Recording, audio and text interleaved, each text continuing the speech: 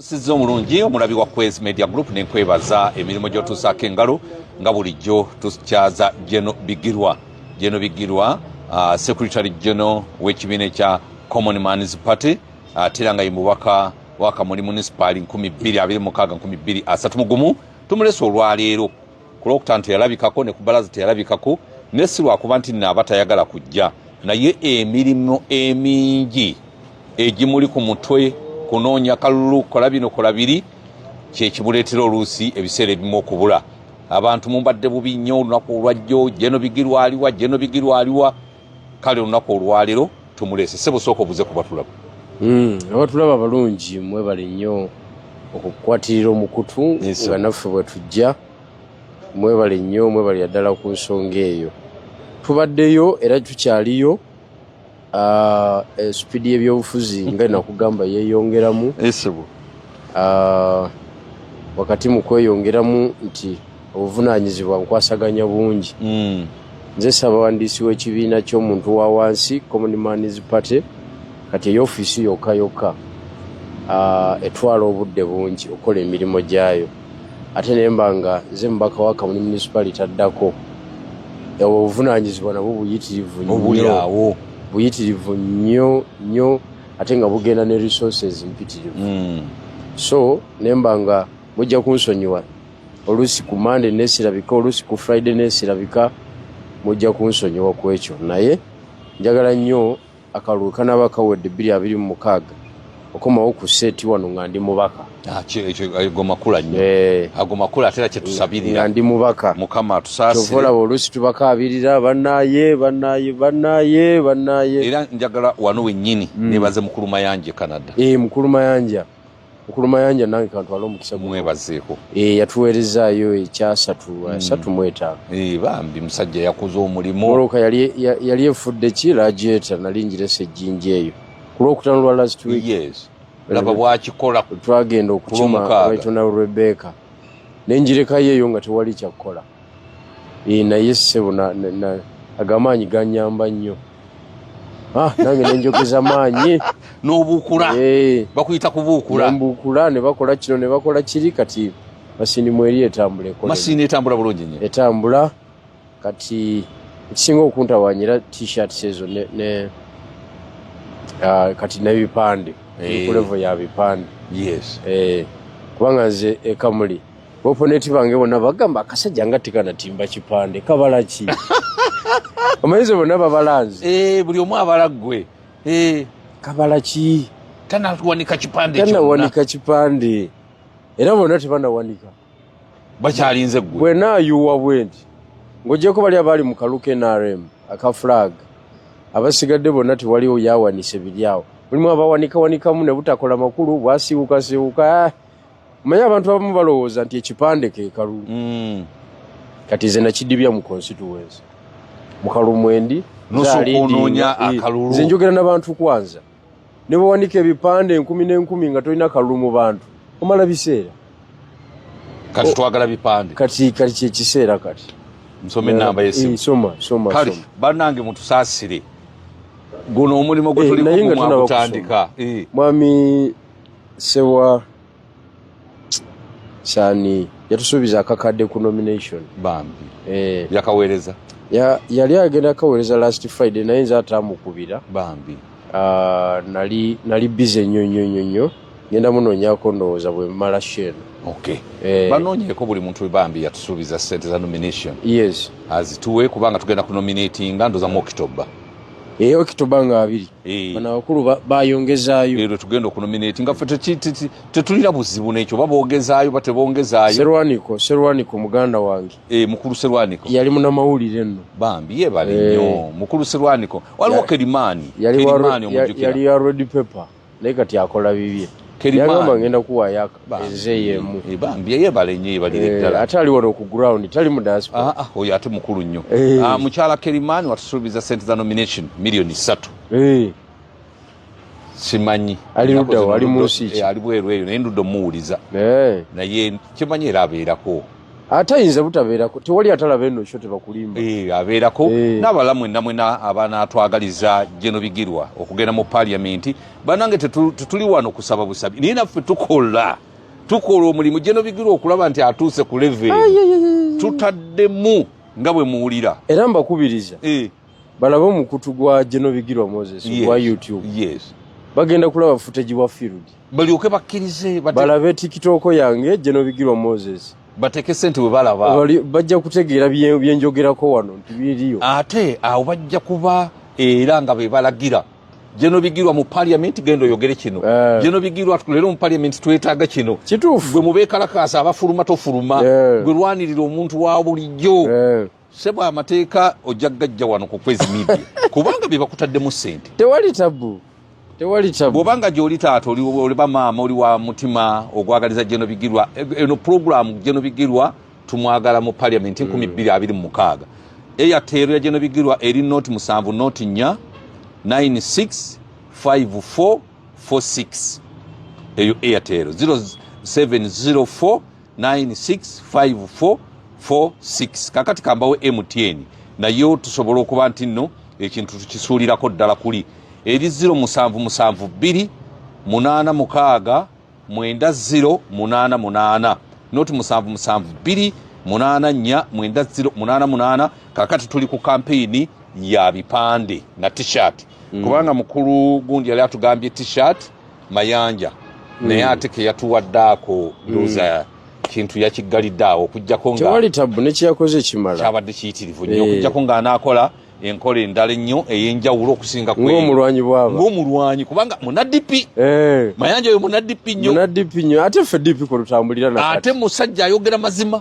omusingi gwa dipi nakati kwe tuliira waliwo juuzi omu ku bakulembeze yamuzanyidde ku mutwe yamuweereza emitwalo 10 n'amuzanyira ku mutwe 10 teyali mpadde ate yagambye kwezi 10 lirye togeza noliteekayo konzi bweza bwa mukasa oyiga ngutta kwezi nzolaba nkabira mubikire niye atankutukidde munga kale wetu tebitutambula naye n'abantu be mu diaspora nabo kyembakubirizamu kiri kimu balina okumanya ba politician kyabali serious wano ku ground mwewale nnyo abantu abakoma ku kwezi nti azze ku kwezi n'ayogera n'atambula n'akola ki n'omulinda next week politics takomaawo oyinaye osobola okuba olukiiko ne luyimirirawo kubanga politics ali hand zone tojja kujja buzi wano mu kamera ya kwezi akubuuza ebyayagala otambule okole ki ogende nawe ogambye nti tuli mu byabufuzi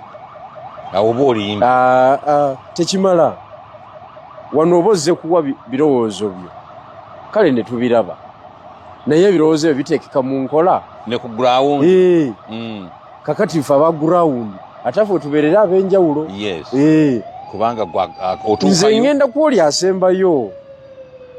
kwoli asembayo wansi nenyingira olumbe nga luliko abantu 4,000 n'oyogera nenkwata omuzindalo omuntu n'agamba akasajja ako banaye tuve mu muzannya akasajja ako kalimu omulamu tukasindike mu parliament bye tubaddeko byonna tubiveeko bonna bakkiriza nze neewunya Bigirwa olina omukisa oluno mukama akutaddeko feva katonda kankubuulire fe abaakulira mu byalo omanyi gwe kwezi ekyalo tewajjayo experience ninakulirayo nnyo anti tewajjayo experience gonza lwaki nze nkuwanyo difference z'omukyalo wano tewaliwo training nga ya mukyalo kati mukyalo twagendanga mu butale bw'omubuulo obumanyi obwo waliwo obusajja obutunda moto waliwo moto eyanyumira ennyo munju oyingira naye jjukira kyewankola nebabeerawo endala siriimu twali muwonye naye waali wazibu nnyo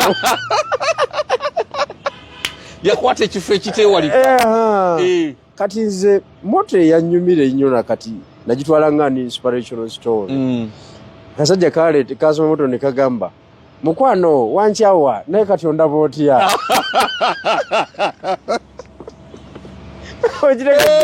bansomeranga mubuulo atula ku kagaali ke asuula emu bwe kukwatako gy'ogamba mpeeyo yingira otuule naye jjukira kyewankola okitegedde nkitegeera kakati mukwano wankyawa naye kati ondaba otya. Yes. It's an inspirational statement. Togikomya bukomyawo.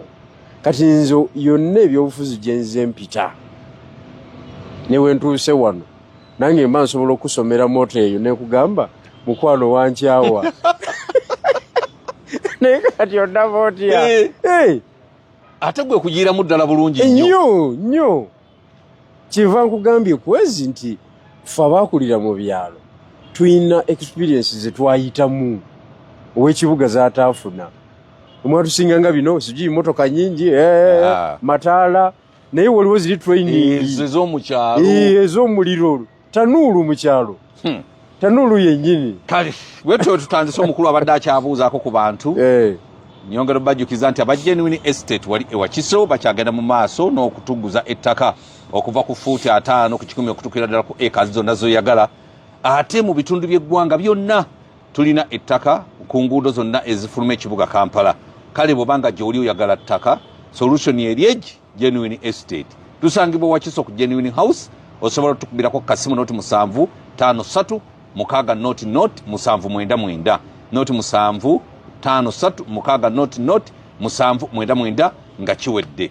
Tulina n'ettaka eddala lyetutunda lisangibwa wano Busaabala nga ku One Love Beach ziri fuuti 495.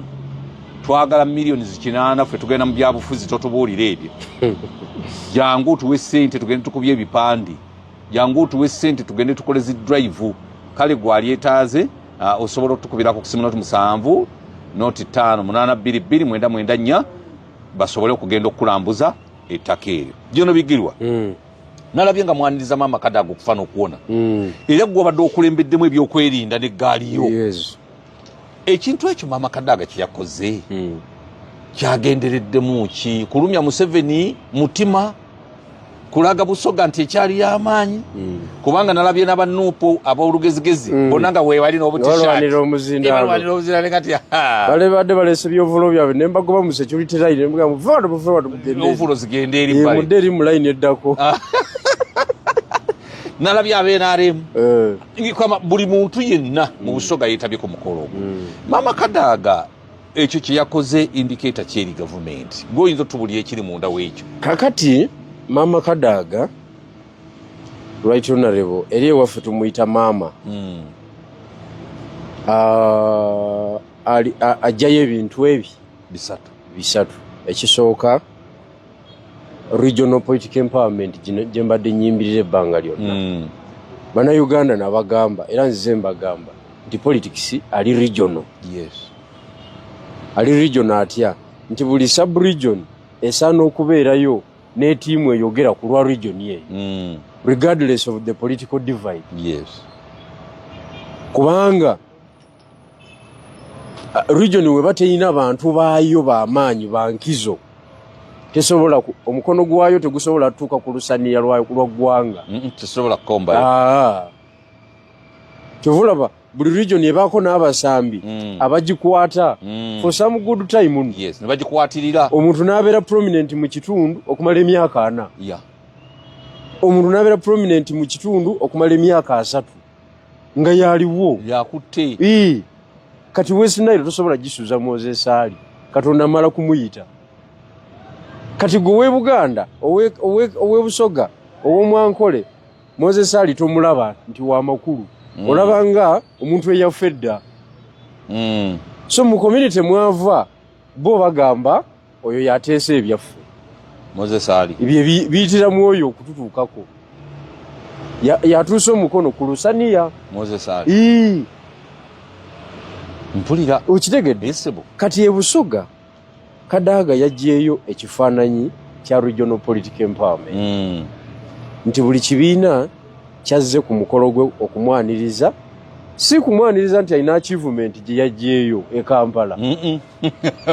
Kubanga yabadde ava mu defeat ey'akalulu naye twamwaniriza lwa nsonga ki? Yalaze karakita y'obulwanyi. Alwana paka ku muntu asembayo. Yagamba chairman we NRM n'amugamba I will leave this position until I voted out. Sija kumala unless I voted out I can't leave because I am the incumbent.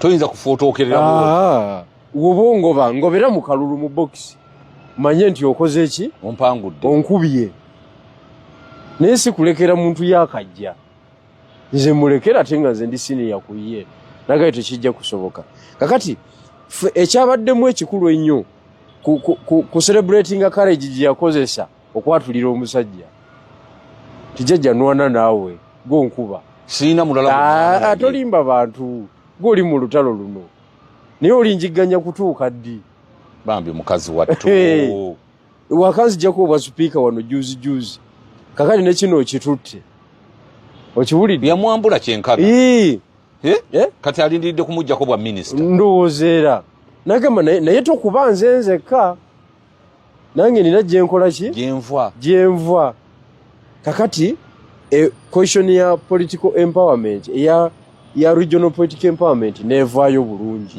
nti politics ali regional fe kati tulina interest okulingiza buli mu kibiina era abantu babadde nga bayomba wano lwaki ayogera ku nuupu lwaki ayogera ku bibiina ate kiki nze nina interest mu nuupu kituufu okitegedde nina interest mu NRM kubanga bonna bali ku sente zange zibakozesa ez'omuwa omusolo nina interest mu FDC banandala mukola biki webale nnyo waliwo Busoga etambula Uganda etambula mu bye mukola oba tetambula wema mukola mafaya muli mu kwegaggawaza nga tubalabisa kuba sente ze mukozesa za muntu wekamuli za muntu webuyende guba zisoloozaako okitegedde kati abadde nga balekaana ayogera ddi ku kibiina kye eyo debate nfu fe mu regional political empire mu politics oba ne interest okulingiza buli muki buli muntu kyakola jjajja lwaki eno wafu yatusindikira n'abatufuga n'abasindika eno mu ludda oluvuganya mukyogamba ti ekibiina kye tekimumala naye era neeno yateekayo ababe yakasuka yeeno ababe n'agamba mbasindikiseyo ku secondment mugende munfugireko eyo weebale nnyo bendo lyeyo nalyo ntegeera ekiririmu era emirimu bagitambuziza bulungi nnyo tewali abasinze emirimu bagitambuzizza bakyasinza okutambuza emirimu gya jjajja kasookedde embeera mu byabufuzi kakati kyenjagala okutegeeza nti tulina interest buli kyova olaba Kadaga nga tetusobola kumuleka ayimirire yekka kuba tulina interest mu nyumba gyava biki ebigenda mu maaso mu nyumba eyo tulingizaayo politics ali serious oteekwa okuba nga oli ku level emanya mujjawo yakoze eki buli wamu n'oteekawo embega nga jjajja bw'abakola bwemba njagala ku mawulire ku level ya cabinet ku level ya seeke nsobola kutandikirawa tintandikira kuwo tetuli basiru sebo kakati twali tulina okumwaniriza ekyokubiri agamu ku maanyi ga Right Honorable Rebecca Ageri nti ye muntu abadde ayogera ensonga z'abasoga nga tazirumyemu nga zadressinga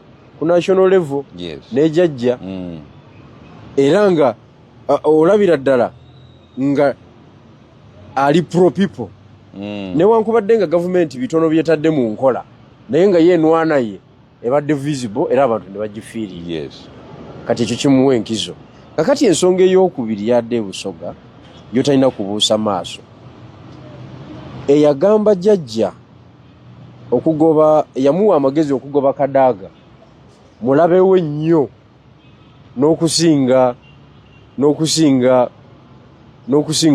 oludda oluvuganya okusinga opposition I am telling you eyawa jjajja amagezi tufubutula Kadaga wabulabe nnyo eri jjajja n'okusinga omuntu omulala yenna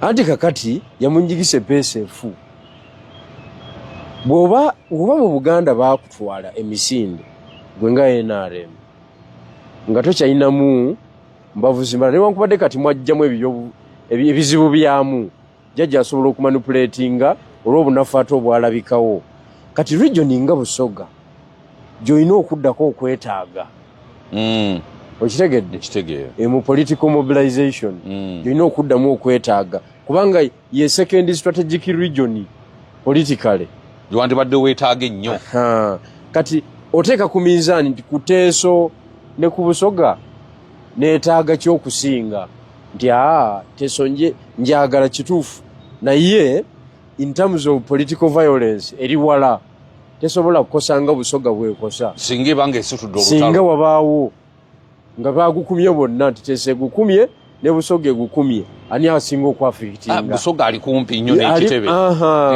ali kumpi nnyo n'ekitebe ali strategic yes yalina oluguudo olwa East Africa olwa Africa kumpi yonna esobola olukutulirako awo ibutereevu ne balukutulako ne Luganda nga bayita be bali ku Uniforms Dam nkugambye ne wagaana oba tokyalina waliwo abantu emiliyoni 7 ne wagaana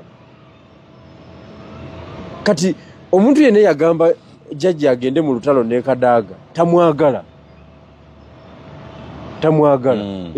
era wabulabe nnyo yeetagana mugoba kubanga kiki kye nalabye twabadde ku Raale omwami bamuyita Dr. Lubega e Busoga deputy Katuukiro wa Busoga mu Kingdom ekyokubiri ye chairman wa Muslim Supreme Council wano ku kitebe ekikulu yes wano mu ggwanga lyonna ye chairman muva wala bamuyita Dr. Lubega we Busoga mukukutivu nnyo ye bukuŋŋaanya w'ekika ky'abayise Igaga Kadaaga mwava bye bimu ku bika eby'amaanyi mu Busoga muntu mukulu watuuka awantu mumanya nti akoze eki atuuse avuga Land Cruiser egira bweti zine z'abajjajja eziriko yolo mudidi yayogedde bw'amaliriza ebigambo bye n'agamba kanjogere ku mukwano gwaffe President Yoweri Kaguta Museveni teyamazeeyo tebamukiza na kumalayo linnya tebamukiriza na kumalayo linnya Laale eriko abantu 8,000 egize bweti ekutte obucupa ne butandika okujja buli obucupa bwe bakuba Bebekulu nga babukuba amyuka Katikkiro amyuka Katikkiro ne bamutwala nga kaguddeyo ate yamazeeko omuzindaalo musajja wattu nkugambye nawaliriziddwa okubiyingiramu kuba nze yabadde in charge of security n'oyingiramu obucupa mbabaka bubake Katonda wange tuleme kuswaluka ng'omukulu bamuwerekereza bubi nnyo ayambadde kanzu ng'omuntu omutaka mu kitundu ow'amaanyi an opinion leader kubanga omuntu wobanga gwe chairman wa Uganda Muslim Supreme Council oba munene oba mukulu olaba omwana bw'afuuyisa omukojjo bw'omukacuka nkugambye bonna babukasusa obwo ne guyika ku kanzu y'omukulu nkugambye twaswadde ne tuswaluka naye ng'abantu bagambye teweeyongerayo komaawo ekimala oyo gwoyogedde sebo teweeyongerayo kakati ekiba kitegeeza ki that is a political response ku decision gye baakola e Kampala kati do you need Busoga or Teeso president nga baamulazeeko nkugambye bamusindikidde obubaka obuzibu ennyo era ajja kuba yeetaaga obuwumbi bw'essente bakuba nti banaziwa bagenda kubba nzibe tebalina tekiniiki ekakanya busungu bw'abali Abasoga ekitegeeza muzeeyi mu bufunze akalulu kalina kubeera scientific naye bwe kanaabeera riyo tekajja kuvaayo Busoga kakati nga bwe nkiraba abamugamba nti Rwanda ne Kadaaga baali baagala awangulwe bubi nnyo Busoga nga bwagenda okuwangulwa bwe ndaba kubanga ne banaleeta ba agent abafaana okuggyako nga yina skiru endala ennyo zaataddemu okitegedde ng'aleeta lirayinze ku bano bamobiliza be kuba bo bajja kugaggawala bugaggawazi tebalina kibayinza kukyusa ate bakubye Katikkiro wa Kingdom omulamba kakati gwe mobiliza twala ekiti-shirt kyombu ogenze ku mobiliza bakutwala kaguddeyo abasajja abo bakambwe okiwulidde kale weetaagawo application ya approach endala waaba anaatereeza Busoga abeeko kyajjayo naye bwagenda ne bino mbu ndi mulwanyi Busoga nze ndaba emulemi ndi biki omanyi lwaki Busoga emulemi ndinayo sijui Isanga sijui nayo Nakadamu abo tebalina kye boogera Isaac Musumba Isaac Musumba ne Salam Musumba musinga amaanyi. Okitegedde. Tavaayo. Kati eyensonga nayo njagadde okugikola ki? Okugikoonako. President ategeere butereevu. Abantu bategeere nti bino byatabuse. Ekisembayo ku nsonga ya Right Honourable Rebecca. Kati Busoga eri mu kaseera kazibu.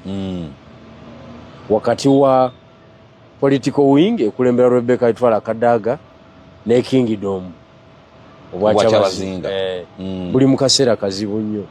Kubanga Kadaga yabukubye kyo sijja kulimba. N'abusuula ku ttaka.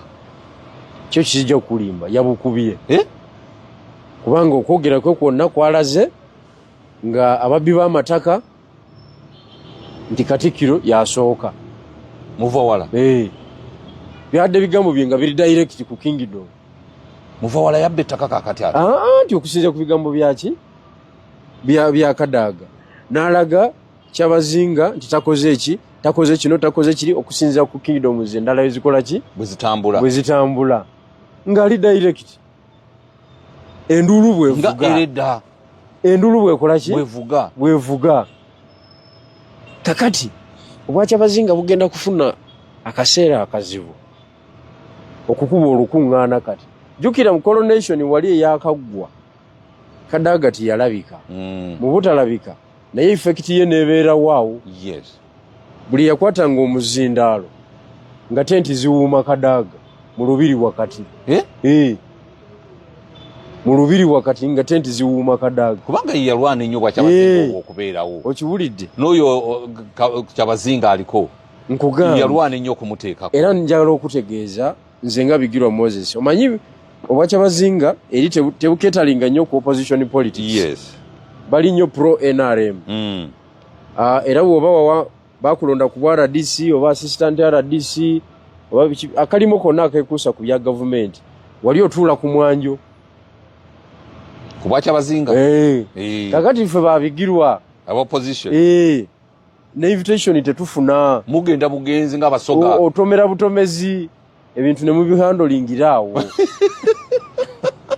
Nimwesotingiraawo. Tewaliwo special consideration. Nejjukira kati nze ndi Secretary General Mulamba. Oli musajja w'amaanyi okuva mu Busoga. Mu bantu abalina okuyitibwa in a special way kati mwendi. Tebalina kubuusa maaso babaagala oba tebaagala. Nina access ku muzindaalo kakati njogera n'abantu bameka wano. Bukadde na bukadde.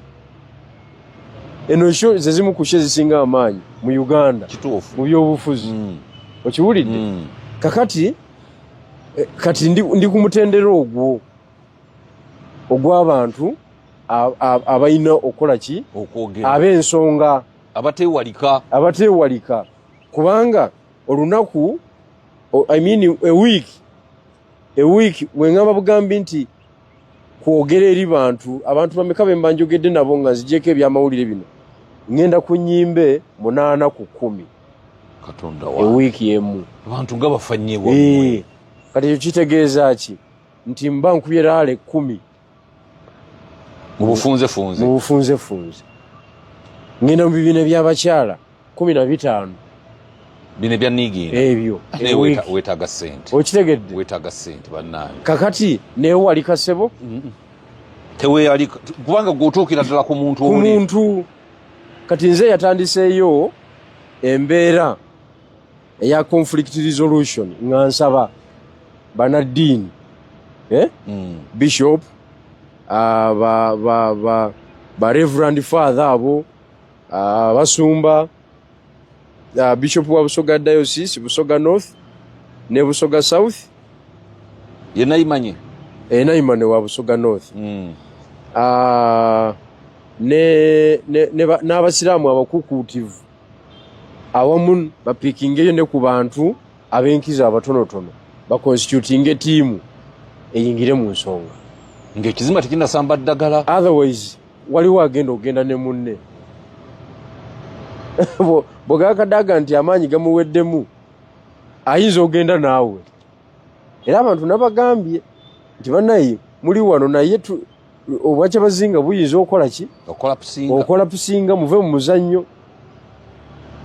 Message ya maama Kadaga nzibu eri pro people ate nga neyateekawo bwakyabazinga naye si yaliwo ennyo. Nkugambye kaseera kazibu nnyo ddala. So Kadaga yataddewo embeera eyo yonna eyeetaaga okuwa obudde, eyeetaaga okwegendereza ennyo okugihandolinga, otherwise jajja afuluma n'obwakyabazinga bukosebwa. Kubanga ye Kadaga omanyi bw'obanga olwana n'omuntu olina okumubala afiirwa ki, afuna ki, akyayagala ki. Kati Kadaga ekimuluma kiri kimu, kusigala nga she's an influencer mu kitundu. Yes. She's recognized. Atera nga akyali. She's recognized. Kyekyoka. Kati bw'oyagala okukimuggyako ajja kugwa naawe. So nga bandi kimulekedde nga baleka Moses ali. Bafiirwa ki? Mu Israel olaba wakayanya Moses ali. Tewali n'omu. Oloza opposition teriyo mu Israel. Yeri. Naye Moses ali ati yayenjebukana nnyo n'okusinga Kadaga. Abantu balowooza Kadaga yali obubi nnyo. Naye Moses ali ate yoli mukanyo. Ketwayogerera wano abatamanyi kye twogera. Tabitegeera byonna. Ne biri ku nsi tabimanyi naye ali awo bw'ati ayuguma buyugumi naye waali takubwako kalulu wali. Ni mama Kadaga akyasobolera ddala. Bwakwata omuzira tomuwulira nga yatika. Omwepankako. Ayogera n'ensi yonna n'ennyenje ne zikunkumuka. Nkugambye Gomesi ayoola njoole tezikyamunywerako naye yooyo wammwe. Ffe tugamba yooyo bwe tuti tumwagala. Oba aziyoola oba taziyoola ye waife. Yooyo gwe tujja tuleetera sitoole endala. Kakati tuli mu kaseera kazibu nnyo. Kakati ekyo ne kibeeraawo. Ezo ensonga ssatu nzikuwadde. Ensonga ey'okuna erimu post Museveni era. Kati Busoga kangambe Kamuli municipality etunuulidde enwana Right Honorable Rebecca gy'abadde alwana. Okay? Kakati nemulaba nga okusinziira nga bwali obwamane omupya agenda buwangula biki naye tulina otandika okumuteekako omusambi omulala. Replacement. Akuba akawerekera. Ani nga alina obusobozi okukayanira abakulu e Kampala. Okubakayanya nga Kadaga wadde abakayanya. Ebintu nebijja. Kamuli nesigala ng'ekyali ku map. Yes. Kati abataka bagenza okutunulamu bwe bati. Mu batwagala bwa MP biki bonna. Nga bigirwa Moses yalina obusobozi obwo. Obukuba emabega n'okuteeba odifendinga ate no striking kye bayita pivot nguli musajja waabwe omulabe nnyo ne Kadaga yakulicognize ate kakati okyansibira ebweru nze mu byobufuzi bya Uganda nebyekamuli tosobola era nagenze wali nabadde nduddeko mu nsonga z'omu constituency nengenda okumukima. Namusanze yakasimbula kulale yasoose yejjinja. Yes. Namusanze kwamba court. Taking over security. Nakulabye ngo taking over security nganti bannango mwana bigirwa nga wabula binyunda ba otereza buli muntu atali atoloze yali tuse Kamuli. Yali tuse sawa nnyo oba satu ezekiro. Mba butakiyingira munenga idinga traffic. Oji controllinga no controlling crowd tiyali tu nga ndaba abaana bo bajenero baani bonna be bali mu kutereza ekintu basembeza yaba ningamba bigirwa twakivuze bulungi nnyo. Tuli mu regional politics totubuulira ebyo naffe tuzimba busobozi namwe musiba totubuulira ebyo mu Canada. Mama nga ali mu kuwanika buwanisi bwati okibuulidde alaba omwana we bigirwa bwatambuzi iki waliwo akasajja ku mukutu gwange kagambye kati ofuuse we NRM nenga naye obusajja bwa Nuupu buno baddaye bwogera byo bitategeera.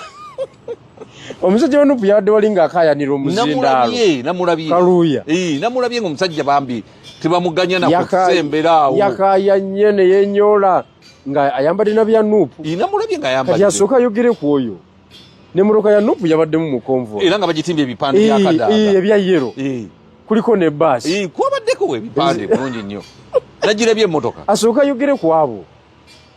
Nga tanaba kwogera ku nze. Baswengere bonna twabadde nabo. Nga buli omwana onya masannyalaze. Swengera atuuya nye yenna enfufu emuggwereddeko enkuba emukubye. Anoonya masannyalaze ga mukadde.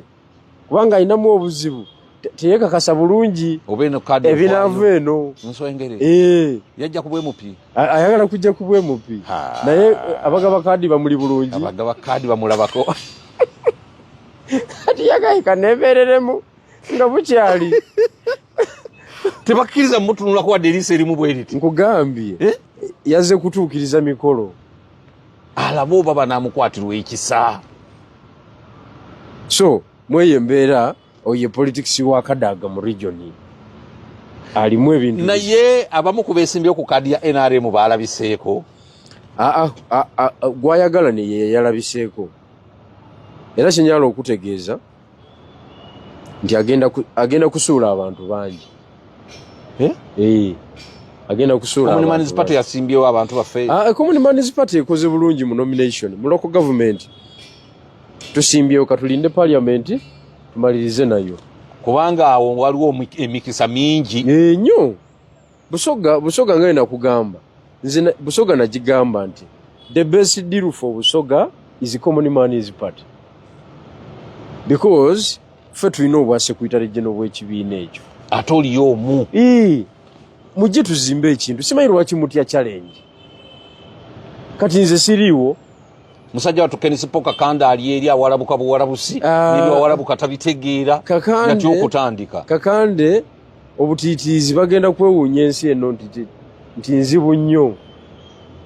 Kasobo mutiitiize ennyo gwe Katonda ng'akuta. Ng'akwesonyiwa. Ng'agenda n'abalala. Politics wa kusalawo. Olina okusalawo mu bulungi oba mu bubi. Bibiri. Kubanga it is a gambling game. Kiringa kusiba kapapula. Kati nze sina lo esiba kapapula wadde singi 10. Otyo okufiirwa akasente ko. Ndio okufiirwa 10. Naye ate olunaku n'okozesa akakadde. So nga singa wakatadde wali osanga kandizadde. Kati olunaku mu byobufuzi osobola okukozesa emiliyoni y'essente nga tekumaze. Kituufu. Naye ate nembanga 10 olw'okusiba akapapula. Kirukola ki? Tolusobola luteeka. Ndaba nga banzibye nnyo. Okiwulidde? Naye kati ekitegeeza ki? Buli muntu abaako omuzimu ogumulinnya. Gwe gwa byabufuzi gwe gwakulinnya. Gwe gwaninnya. Nze ogwange nno gwaggwawo, gwanziruka. Gwamala ne gukuvaako. Gwe byabufuzi? Gwadduka. Baana baagukuba nnyo. Ne gutya. Ne gukato. Kwezi katukwamuke. Nze ne nva mu byobufuzi. Kaakati Muwanga Kivumbi yakoze statement. N'agamba nti abavubuka ba Nuupu ba Foot Soldier mbw abataabe mu makomera abo tebajja kuba mu struggle. Bwana nga bagenza okukuba olukuŋŋaana. Mbw abanaakwatibwa ne batwalibwa mu makomera abo bajja okuliorganizinga nga ba Foot Soldier abaddala. Statement yitegeeza kiba nange Muwanga Kivumbi. Muwanga Kivumbi bwatyo bwe yayogedde. Bwe yagambye. Kakati Muwanga Kivumbi yabonaabona nnyo. Nga tukyali mu UID. Be baali bakulu baffe. Muwanga Kivumbi, Kakande, Sebuufu, yeyo generation. Niyo omulala. Ono Lulume bayiga, Mukaaku, Mabike, yeyo tiimu yaabwe. Luzige yeyo. Ne Muwanga Lutaaya nno naye. Muwanga Lutaaya. Yeyo tiimu eyasooka eri mu by'ekyenda. N'oli omukulu eyafa. Godfrey Ntale. Abalala batawanyika, abalala bali bweru eyo. Bali kubyeyo. Eyo tiimu ye ya musajjawo. Musajja waffe omu Amerika yatuweereza ku maanyi. Mayanja. Eyo tiimu. Tiimu eyo. Kati wano waliwo n'omulala bamuyita Vincent Mayanja.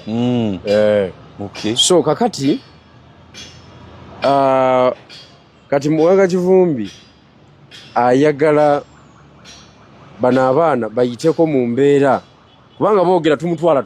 Era yagambye ti Museveni kivundu, Museveni awunya. Katumutwala awunya. Ngati Muwanga Kivumbi. Yagamba President Museveni amusasula omusala nti awunya. Ayagala bayiteko mu drill eyo alabo babasobola olutalo. Kubanga twafuna obuzibu wano. Omuntu n'agamba ndi Foot Soldier. Toli Foot Soldier ndi. Omulimu gwa Foot Soldier si kubisa bipande nti yagala bwa kansala. Omulimu gwa Foot Soldier kugamba nti tasulako leero tajja kulayira nti tajja kulayira gwe gwa futu soja kipiira ne kinyooka ye futu soja kakati komanda ni chifu wa futu soja yagenda n'atabula ebintu emabega kaawo n'abagamba nti mugende mwesimbewo struggle yagiiraawo kati talina mulwanyi n'omu abaana ne badda ku ground okunoonya akalulu abantu bali mu bya bululu tebanyumiza byakwokya kipiira oli agala bwa kansala atuuke wali afune loonyi ye ya milioni 10 ng'ate omuzza mu byakumutwala kitalya adde mu kwokya ekipiira semwaye munoonye nga ye omulimu yaguyiiraawo Muwanga Kivumbi yayagala bookya ekipiira asobole okugenda afune kyanaayogera kati ye Muwanga Kivumbi anoonya talking points kuba kati zibaweddeko tebakyalina kibagamba ggwanga kubanga just imagine olwaleero nomination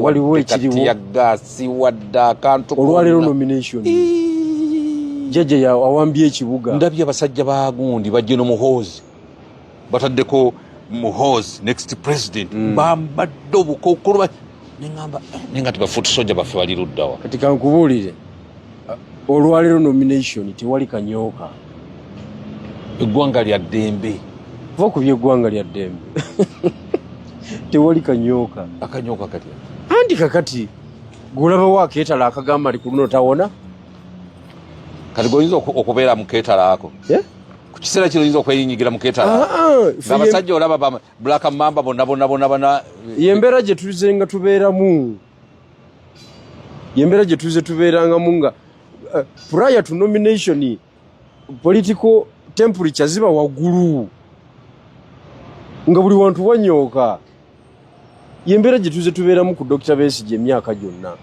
nga at least olaba nga mwina appetite ebatwala mu lutalo olwo ng'akeetalo weekali naye muganda wange General Museveni musajja muzibu nnyo yatuzanya ebyobufuzi n'atugoba mu kintu kyaffe n'akiwamba bweku n'akiteekako n'empingu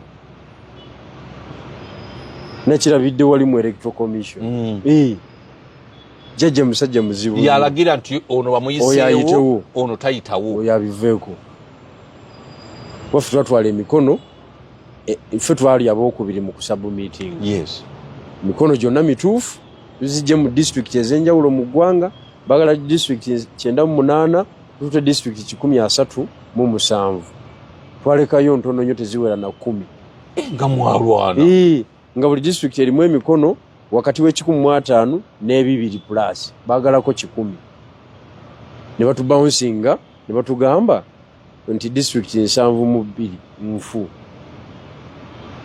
kati jjo twazizaayo district 9 ku 72 ne mubakuba 9 tubakuba 9 era wakati w'emikono 150 n'ebibiri 5 naye era okukiryalinga wali si kakiiko jjajja yamala okugambye babala bubazi kati babala ballot paper bweneyenkana tebagala mpanvu nnyo ono impact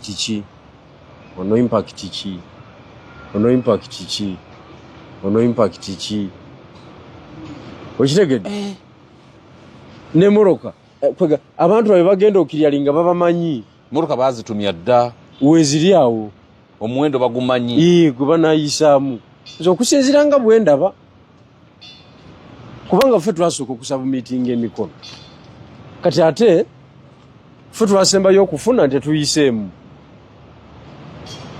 bano ffe twasooka okusaba meeting nga bo babatadde okumanya byafuuse bizibu nupu bagigamba nga 19 bagiwandiikira saa 6 gw'emisana nti district 15 teziweze kati ate babadde babawa certificate ebakiriza okugenda okunominatinga kati ate yali signed nga 19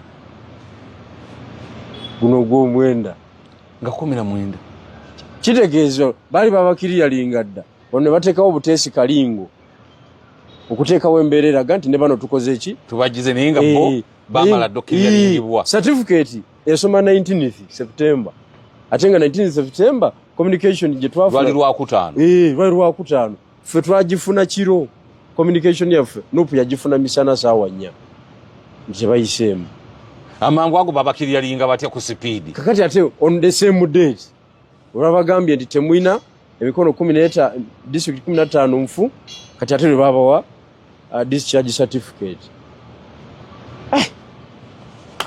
bana tunayita ofe 71 avira ku Uganda ffe tunayita ofe abaddala ffe twaba wadde emikono tebalina kye batugamba era twabagayi basebo abakungu b'akakiiko kano twagala mubeere benkanya muleme kukola mwe kusalawo ani avuganya n'atavuganya mutukirira linge tuve wano of course ba presidential hopeful ba kazanyinkirizo we bali banje babaleese but in terms of organization, in terms of branding, in terms of being smart wali singa common man's party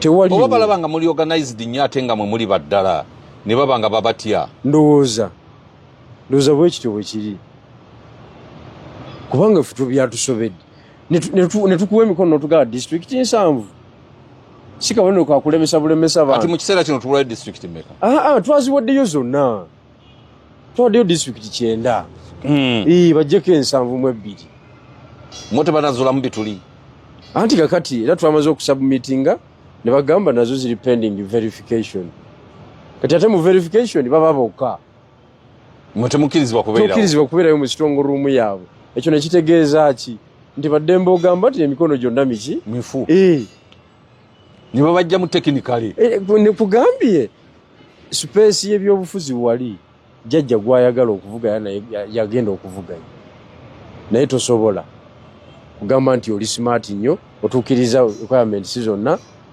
muntu namuleseewaawo nga naye akyatoba ali ku busimu ne tiimu ye muleete gino ye yabadde akyabulwayo emeka simanyi nakumanya naye yaleese entuumo ya fomu bwetu naye abasajja abo bafuna obudde bugiyitamu ebisi bya bulimba owaaye balina ba staffu tetumanyi ati engeri gye babeerayo bokka so naye ffe tulina essuubi with due respect ku kakiiko ako tulina essuubi nti kajja tuwa certificate olwaliro tusuubire certificate kubanga nalabye ne peasant sipate nayo yafunye certificate anti kati wali ate peasant sipate eyesimbyewo kadda wa NRM ono mwami wa Victoria Beauty of Simanya biki School of Beauty yes ono we webe bagala bebakiriya befudisi bayitawo dda nandala mafwabi UPC bagitaddemu giribwa ekiki waliwo akalingo ke bagitaddemu nga baba disqualifyinga naye nga ekiba disqualify era nabadde nkyali awo sekretary general wa UPC na Jemisinde nga atuyanye nga nenviiriza obote tazisaniridde nga atuyanye kakati bo ekibalo jjajja kyabalamu ekyo bwe mba ndaba erirango sub-region yakena waali tayagala waveewo presidential candidate ajja kutwala obululu bwe kuba buli bwajjajja obwawali kati akena bwajja ab'ekibala akyonoona kakati akena sigalayo ku bwemupiibwa eyo ekyo takirinaako tabu ate ogenda kukola UPC kwe kugiremesaawo UPC ayinza okusikatira nga bwe nalabye nandala mafaabi gwe tolina makulu tojja kujjayo kalulu gwe genda nandala mafaabi bamukirira linzi kubanga Teso ne Erigoni azikwata ate jjajja zibali tezimuwa zibali tezimuwa bulungi ani omulala gwe bakirira linze oyo wa Victoria Mabirizi naye yayiseewo bamukirira linzi jjajja era yalonda baagala okwevuganya nabo jjajja yalonda bayagala okuvuganya nabo Katemba ali mu ggwanga Mabirizi bamukirira linze ono wa School of Beauty bamukirira linze peasant party nandala mafwabi FDC Bobby Wine NUP ne jjajja be bakyalimu bataano sofa bataano bakyalimu okiwulidde kati naye ng'empapula b'abantu bazizza mu bungi tenti yabadde egize bweti tenti ng'eri awo nga waliwo n'akayana mwagala kunemesa motoka ziri ze mwaleese nazirabye ziri 16 nga mubuuza wazirabye otya nitetetete lwaki mwaleese 16 munkiriyalinge nange nteekwa okufunako double cabin buno buprado buno bupya obwo new model bwe baleese butyekisi kakati bamugamba emotoka ezo zaba candidate si zaba aspirants sooka obeere candidate kwanza bw'otuukiriza bye twagala kati bakuwerako eyo katyekisaako ne bakuwerako ne pickup y'abasirikale ne pickup SFC luno yekirimu kakati Bobi Wine agenda kukola atya nga General Muhoozi yagenda omukumba ate kati agenda kukola ati that is the rules of engagement era ne mu America Biden yali avuganya ne Trump okiwulidde naye nga Trump Biden lwakuba yamala n'apulinga out naye nga gavumenti ye yekuuma Trump candidate aba secret service command ya sitting government omwana ono mutamivu waddanga nga bwe batera okukyogera bamukiririza mukulu no nti yajja kusobola kubawo obukuumi ate kakati uva ne ku ekyo bawandiise ebbaluwa nga beemulugunya ku lukiiko lwa iPod okubanga lugenda mu maaso nga tebaluliimu tewagirabye ebbaluwa ya lubongo nga ataddemu ensonga zonna mugaba n'ebyokulya ffe temutuyita mukubaganya ebirowoozo ffe mutusibira ebweru ate nga naffe tuli ba stakeholders kati be basaba okugenda mu nkiiko jjajja yagamba tebajja kubayita kubanga baagamba tebeetaaga kujja kati we bituuse abakulu ate be baagala basobole okujjayo akantu kanajja biri be badde nga boogera badde boogezanga butamanya kivula banakugamba kwezi nti ensonga z'eggwanga si za buntu bali boogera ku bye batamanyi kubanga baali bafuna akasente kano nga tebaliko obukwakkulizo kati akasente ne bakasalako nga tekajja kujja oba baagala oba tebaagala tekajja kujja bo benyini be bawandiise okimanyi nti nno tebagenda kukafunaako mulundi guno anti kakati obuwumbi 7.5 obubiina obwabaddeyo bwe bwagabanye kivulaba amasuuti gavuddeyo bakuoyo gundi jema basaalirwa maama obwedde asibisa mukono gumu asika bwati era bwe yali ebusoga alina abantu bwe yabagamba nti Mwai Museveni tumiitinga naye mu iPod ng'abakulu n'abakulu okitegeera eno Kibirige Mayanja no naye ali mu Koloma bamuleke bweru chairman national chairman naye agamba nti ntimantima y'akantu ako naye kuluna ajja kufuna sajja yatandika ekintu kye kuluna ajja kufuna kubuna 7 ajja kufuna kubanga ziri zibadde nga tezimala nga Asumaani yekka zimubuliramu ndowooza ne ttiimu ye n'okupangisaako ekitebe emuli okumpi so njala okutegeeza bwanakwezi nti abantu balina okustudinga kati politics. Politics is not a personal thing. Yes. Politics, these are public affairs. Public affairs. Buli lwozitambuza in a personal way. Tomalaako. Yeah. Kubanga oba oyagala oba toyagala olina wosisinkanira gw'ovuganya naye. Nkitegeera. Kakati olwo tugenda kukola tutya singa electoral commission emala netulyamu olukwe nga ba common man's party tegenda tulyamu olukwe tegenda by what eteekwa tukiryalinga olwaleero luno era oluvaano bwepa njagala gendayo kubanja byemanja kubanga ffe twakoze eki twasaba meetings ebintu byaffe byonna ng'ekibiina ate ekibiina kirina certificate tebalina kibatubanja era kati gyengenda kati saawa zo jjajja oba yabeekengedde anti nkugambye wali omuntu gwe baagala okukiryalinga gwe bakiryalinga. It's not about nti osaba meetings esigire ekyoba nedda ekitegeeza olwaliwo bibigaana waba tewakyayi mukisa mulala gwonna anti kakati kitegeeza nti obuyaayi busuuse mu ggwanga kati bwe mumala ne munominating enkya laala esooka egenda kubeera luddawo kakati bwe tumaliriza enkya tugenda kubeera ekawempe tubeere n'ekamuli enkya olunaku lumu bwe luti birimu n'ennyonyi Bwogenda kutambulira mu nnyonyi n'omukulu. Birimu n'ennyonyi. Ekitegeeza nze nsigadde. Ate osigadde otya? Ennyonyi ate neetambula etya? Helikopta etambulira mu bantu bana mukaaga. Kati ate nze olwo wendi. Ojja kuyita wansi ne convoy. Kubanga nze ndi wa mawulire. Ojja kuyita wansi ne convoy. Neetaaga kuyita mu bbanga. Naye kwezi baddayi. So tujja kubeera e Kawempe. Nomination ya ssaawa mmeka? Ssaawa 4. Oluva ku ssaawa 6 tuli Kawempe. Oluvaawo tukomawo ku office katono for reorganization. Kawempe bwe tusimbula nga tusimbula. Nga tugenda e Kamuli. Bwe tumaliriza Kawempe nga tuyingira Kamuli. Kamuli olwo tumuyingira mmeka? Kugulawo office. Si kukuba lukungaana, kugulawo office. Wano ku ttaka ffe tujja kubanga tuwe. Ejja kuba ate mujja kuba mulino ono agule ekkubo. Tuba tulina okuba nga tutuuka. Yes. Tugenda kujja ne pulezidenti. Bulungi nnyo. Bw'ogendera mu nnyonyi. Ffe tujja kuba tuyita mu bwengula. Mugende muteeketeeke. Pulezidenti ne Ssaabawandiisi. Bannange nebigirwa ng'olidde ebintu. Ate kulya bintu kutya? Tuli serious mu kino ekintu. Nebigirwa ng'olidde ebintu ng'okyali mwana muto. Nedda ssebo. Nedda ssebo, si kulya bintu. Gino gy'emyaka gyaffe kwezi. Kubanga kwezi njala okutegeeza. Bwe tusuuka gino emyaka okukwata amadalaka, mazima gennyini tujja kuba tusigadde. Njagala kiki ekisigalidde? Okujjako weena ky'ogamba. Naye nze omumaze amamiima. Abantu b'e Kamuli municipality nayongera basaba kalulu n'obuwagizi bwabwe. Sooka obategeeze mu Lusoga. Omanyi ekintu kikulu nnyo. Bananga wali ku ddeeni. Ku Ddooni.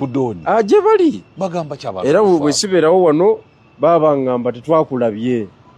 Era leero bagenda kubeerako nnyo. Ku Ddooni awo wonna wonna wali eri mu Kafene, palamenti y'omu Kafene. Kamuli no yakyukira ddala kati. Ate wano batundira gundi watermelon ya. Wonoddirayo wonna wonna okola interview ku bantu. Bagenda ku opinion nga nzibu nnyo. Kiki? Obwe omupitu wabukola ki? Tubuleeta. Ne Mukama anabatukoze bulungi. Anabatakoze bulungi bantu b'e Kamuli. Naye nze. Ojja kuba mponya abayaayi.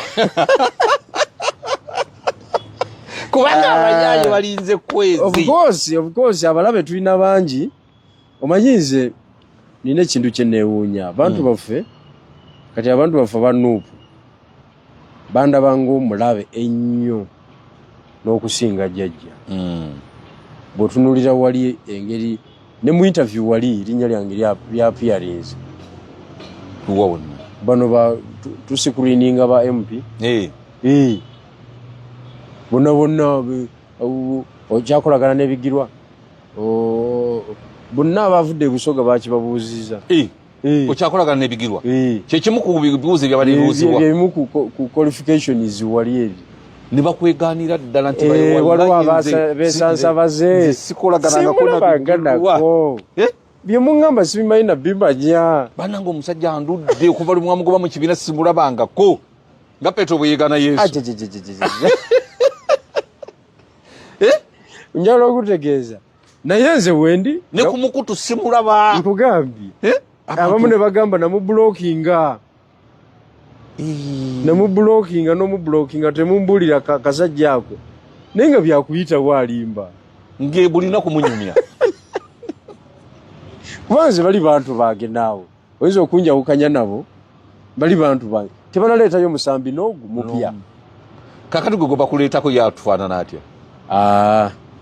Kati wali e Kamuli municipality muganda wange.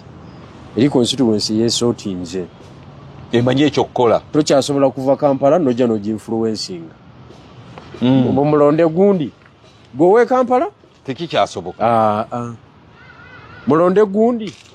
Tabeerawo mu kuziika, tabeerawo mu bibiina by'abakyala, tabeera mu kyaki, tabeera mu muzikiti, talaba mupiira, takuba muziki kiro, kakati ng'otuleete agenda kukiikirira. So nga ati gwe ndongo omanyi okibala. Feri sebo. Waliwo night economy. bwe mala okukola ebikwekwete by'emisana byonna ne mbimalayo nga ngendako mu kasawuna kaffe wali eri ku Sande Kyemba nga nkola refreshment ate nga nnyingira mu kalulu k'ekiro ako olina okayingiramu n'ebbando ya mitwalo abiri bwe watogirina totawaana kyengi kubanga buli akutuukamu ababa bamiima nairo banywa akenge kaffe kali tasika filosofa akasozi ke yayogeddeko nti akamigenga kawomeranga nnyo Abafalansa bubakamiimanga buli omu n'awulira nga ayimba neema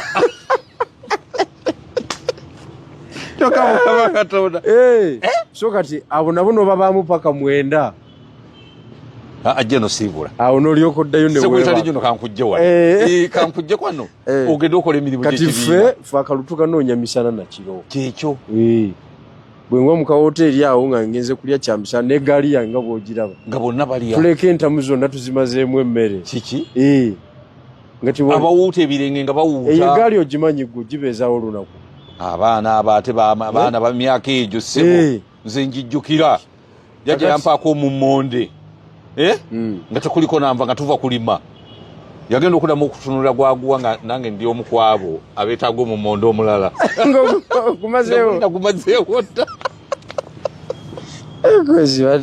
kati gwe abo abaana simanyi bw'obakola betaaga kufuna motoka ebagoyera akawunga nimumanya nti muli muluka gw'egini nebaleetera emmere ennyini siyaggula tojja kubasobola sibula tuve wano genero basebo ne banyawo mubeere bulungi mbagaliza ebiro ebiddako ebirungi bwentyo bwe ntambudde ne Geno Bigirwa Moses omubaka wa Kamuli Municipal 2026 ate nga Secretary General w'ekibiina kya Common Man's Party olunaku olw'enkya nnyonyi yemuleeta nze kwezinja kuyita ku ttaka nga bulijjo katusabe Katonda enfufu ereme kunkuba kunzigwerako naye Moroka ina esi esi tujja kulabagana olunaku olw'enkya Kamuli mbagaliza ekiseera ekirungi mweraba